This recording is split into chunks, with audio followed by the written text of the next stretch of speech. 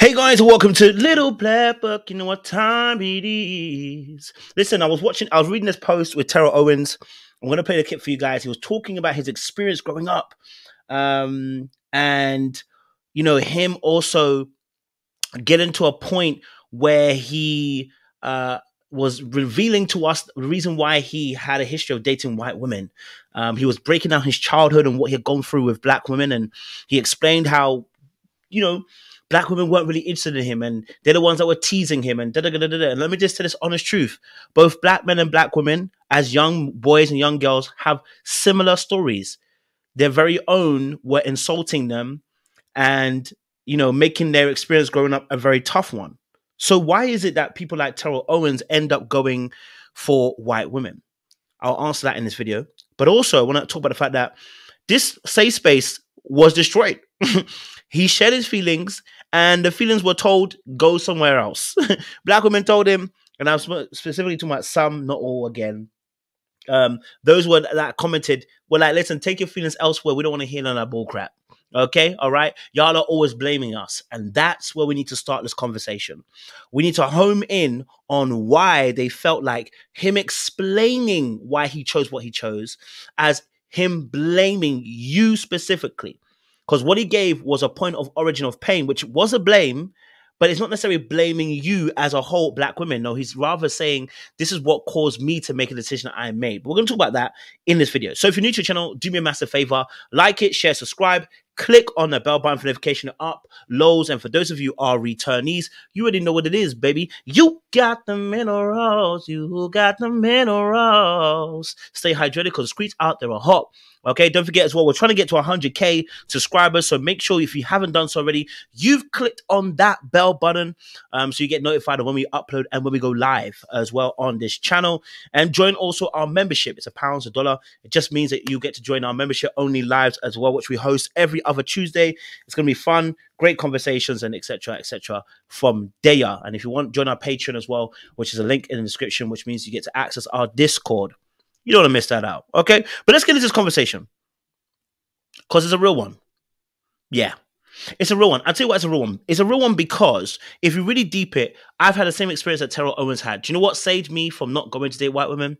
That the first girl that ever, I grew up in an all-white school, first and foremost, but I grew up in a black neighborhood. I was teased and bullied a little bit, if you want to call it that. I don't like calling it bullying. You know, I was roughed up a little bit. You know what I mean? And it was young black girls who had older brothers who would take advantage of the fact they had older brothers. You can't do nothing about it, you know?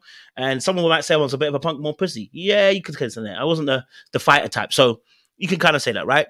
Then going into school, ended up for primary school between the age of 3 and 8 or whatever, went to an all-white school, then changed over, 3 and 11, then ended up going to an all-black school. Went to an all-black school, got teased, got bullied then, but I fell in love with black women.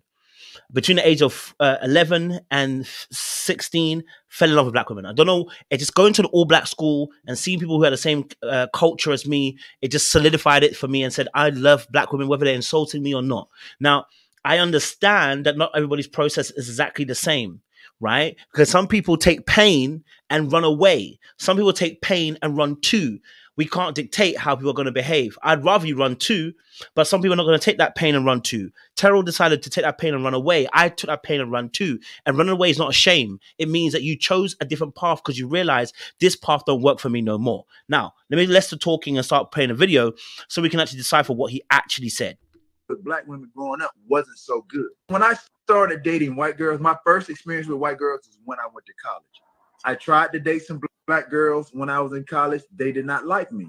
I was skinny. I was strong. Right. I was teased from high school, even college.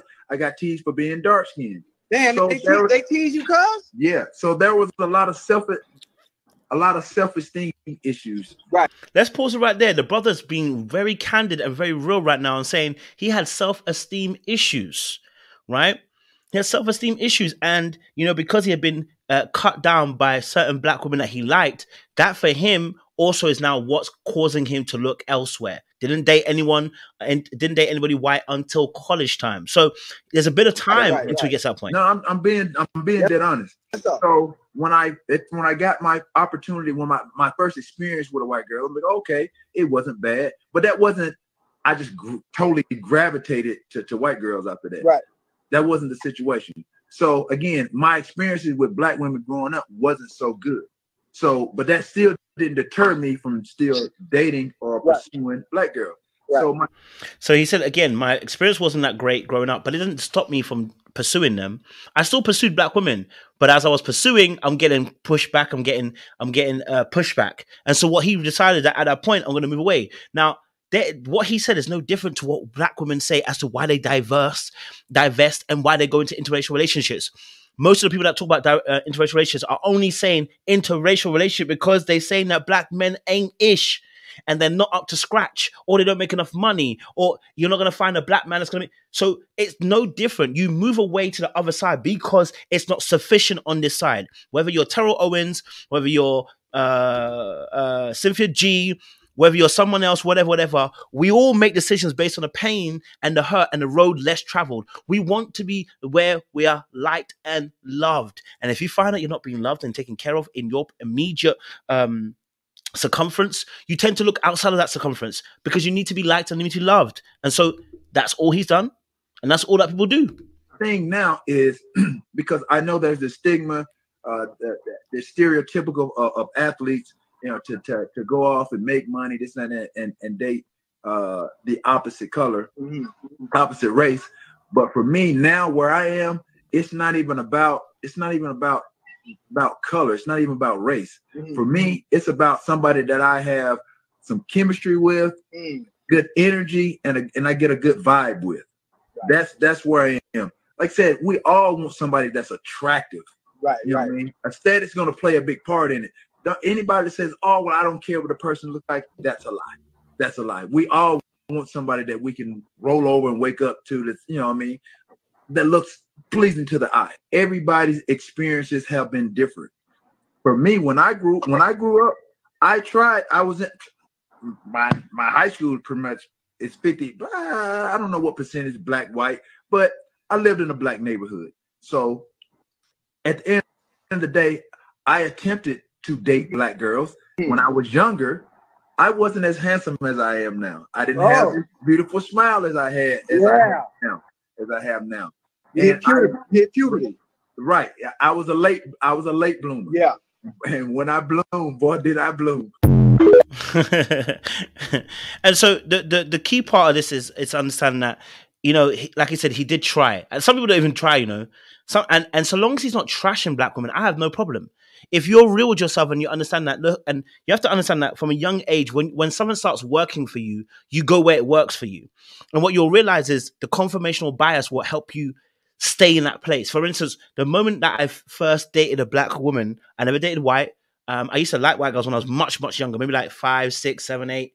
And then when I got to secondary school, which is 11 to 16, I fell in love with black women. Like, they were cussing me, but I, you know, you're too fine, so I can't ignore it. Do you know what I'm saying to you? You know what I mean? And I had a good relationship with my parents too, and a good relationship with my mum in some respects as well. So, you know, yeah. So you have to look at it from that perspective and like, hey, look, great relationship with the parents, loves his mum. I love black women. I'm in church too. Black women around me, aunties, black around me. So for me personally, it wasn't. I always say this, that if had I not dated a black woman first and I dated a white woman, I probably would have been dating white women after this, because it would have been an easier road traveled, because I had suffered some rejection and some pushback from black women already. So if then I go to white for the first time, or if I get a white girl first time, what's going to happen is my mind's going to be like, oh, actually, do you know what? Maybe I need to stick with the white people because they seem to like me. And I remember the thought process at the time, which was, I remember I was an open field. At that point, I was an open field. Whoever comes to get me, gets me. I mean, black, white, yellow, blue, green. I just wanted someone who I find attractive and who likes me. You understand what I'm saying to you? I wasn't, at the age of like 16, I wasn't necessarily hardcore intact at that point. I just wanted someone to love. And if that meant I was white, I was going to be open to it. If that meant they were brown, I'll be open to it. If that meant they were black, I'll be open to it. If that meant they were yellow, I'm open to it. If that meant they were green, I'm open to it, right? Because at that point, I just wanted to be loved at 16. Now, of course, going through school from 11 to 16, I was really more intent because I was around black women all the time and I wanted it to be them. I suffered a lot of rejection, but I wasn't annoyed at it. I understood it. I'm not fine. You like other these boys. They hurt, but I'm not fine like some of these other boys. My time will come. Unfortunately for me, by the grace of God, I would say this too, because I love black women and I want to stick. And I obviously now I'm regimented, but at the time, the girl that I was looking at wanting, I actually ended up with, and I was like, yo. After this, I said, I'm not going back, baby. Once I got the one that I wanted, I will never date white. I'm sorry. Like, I cannot do it. I'm sorry. I cannot do it. I can only do black women. You know what I'm saying to you? So I understand where he's coming from. I think people need to, I think as black women who are commenting on that page, I think they showed a lack of care. And because they were so triggered by his response rather than actually listening, because he never really blamed you. What he said was that I went through that experience and it caused me to want to shift my perspective. Not that black women are ugly, not that black women are not nice, not that black women are to blame for the rest of the universe going wrong crazy. No, in my experience, yes, I had some black women that said what they said. That's why I do what I do. You're not blaming y'all. Now, overtly, he is blaming you, but he's also not saying it in a way of the whole of black race needs to be condemned for it. No, he's saying that's my experience. That's why I do what I do.